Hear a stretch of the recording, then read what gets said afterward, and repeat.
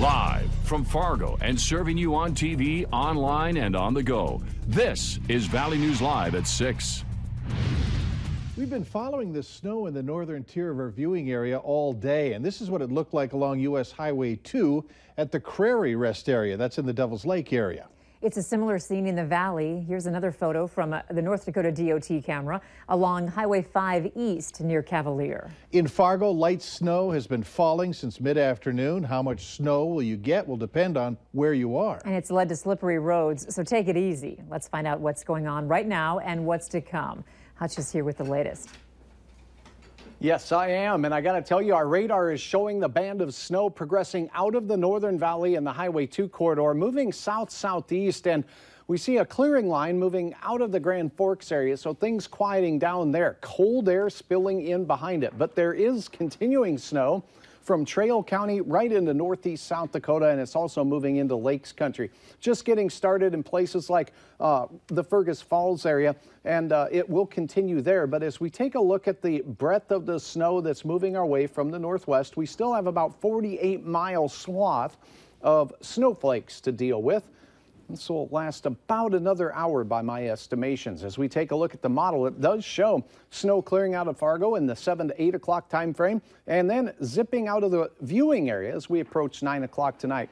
As I mentioned, the fresh snow and northern winds will usher in sub-zero air for some. Another chilly day, but then I get to talk to you a little bit more about warmer weather. I'll have all the details on the big warm up ahead here in a minute. All right, thanks, Hutch. You bet. And make sure you have the Valley News Live Storm Team weather app so that you can keep up with the weather anytime, anywhere. You'll get the latest forecasts and conditions so that you can plan your day. All you have to do is search VNL Weather in the App Store and download it for free. Speaking of traffic was slowed for a time in South Fargo this afternoon following a crash involving a school bus. It happened around 4 o'clock at 62nd Avenue and 25th Street. Authorities tell us that two vehicles and the bus appeared to have been damaged, one of them ending up in the median. One of the drivers was checked out for minor injuries. Police say no children were on the bus at the time of that crash. An Oriska woman is mad at herself and wants to warn others of the dangers of texting while walking. Nena Donnelly was leaving a local store and was looking down at her phone at the time. Now, before she knew it, she was on the ground in excruciating pain. Valley News Team's Melanie Palmer has the woman's story and why she's urging others to look up from their phones.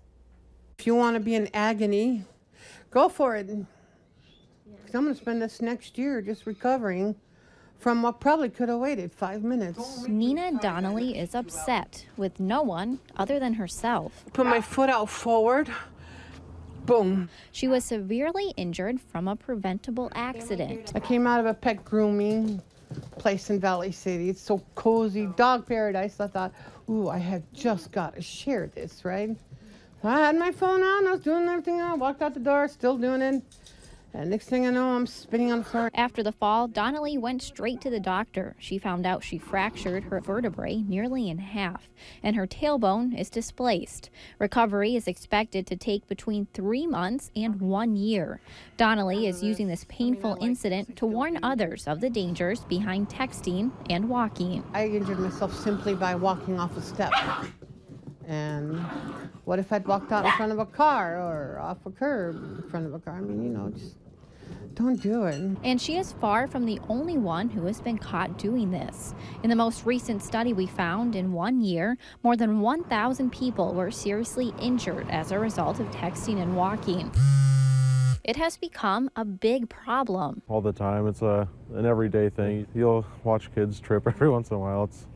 It's pretty common. So what should you do to prevent these accidents? Such an addiction. Look up or put the phone away. It's not just texting and driving that is dangerous, but also checking your phone while walking. In Oriska, Melanie Palmer, Valley News Live. According to safety.com, if you must check your phone while walking, it's encouraged to hold your phone up higher in your visual field. This will help you better see any potential risks. Still no sign of two missing Minnesota fishermen. Today's search ended early because conditions were too dangerous. This is video from one of the search volunteers today. It was Monday night. A boat with 3 commercial fishermen experienced problems on Red Lake. One of the men swam to shore, and when he turned back to look, saw that the boat had capsized. A 29-year-old and 17-year-old have not been found. Search boats have worked their way through icy waters, hoping to find the missing before the lake ices over. An Illinois man is in jail, and a 13-year-old Minnesota girl is back home and safe after she disappeared from her Bemidji area home earlier this week. Authorities say 21-year-old Chris Morales of Oswego, Illinois, is being held on multiple charges, including criminal sexual conduct. Investigators believe the girl met him through social media and traveled with him to the Twin Cities. One of the girl's parents reported her missing Tuesday morning. A neighbor also saw someone standing in the woods 2 days earlier and had given police the license plate number and a description of the vehicle. That information led law enforcement to Minneapolis, where they found Morales and the girl. He's being held in the Beltrami County Jail.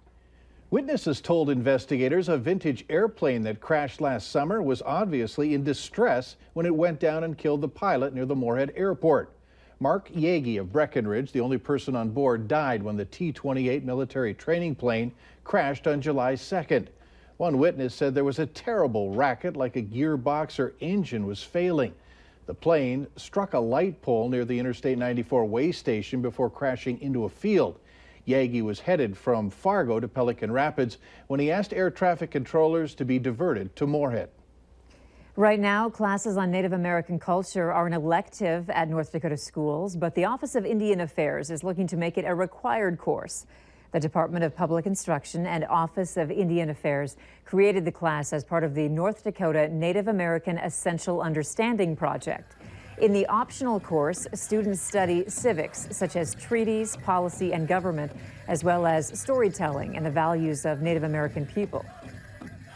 Our history has been probably most photographed, documented, written about than any other ethnic group in America. And some of that has been written by non-Native folks. And so here's a chance, an opportunity for us to tell the true story of who we really are. One of the goals of the course is to break stereotypes of Indian culture.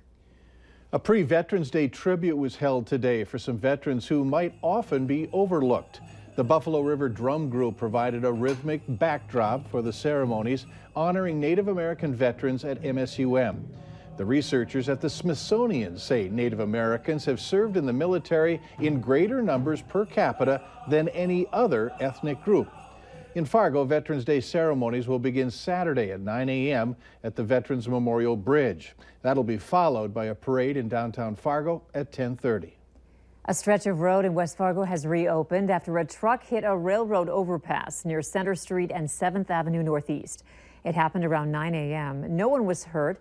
Traffic in the area was slowed as BNSF crews worked to repair the bridge.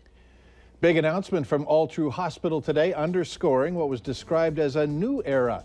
Details later on Valley News Live at 6. Up next, what the state of Minnesota is doing to help keep newborns safe while they sleep.